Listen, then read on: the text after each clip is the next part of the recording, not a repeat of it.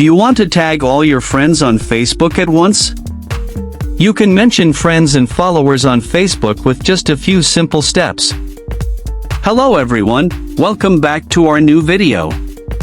In this short video tutorial, I will show you how to tag all friends on Facebook at once. Just watch this video till the end, and do not forget to like this video and subscribe to this channel for more tutorials and tips videos. You can only tag or mention all friends and followers at once on Facebook once a day. That means you can use this feature one time in 24 hours. You can mention all your friends at once to share a significant update, event, or announcement with a large audience quickly. To tag all friends on Facebook at once, first, open the Facebook app on your mobile device. Once you are on Facebook, create a new post by clicking on the What's on Your Mind box. You can upload a photo or video, or create a status post.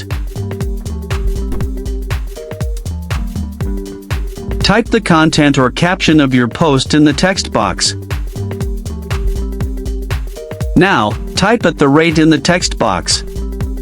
A pop-up menu will appear with various friend suggestions. From here, select Highlight to tag all friends and followers at once. The highlight tag will appear highlighted in the post.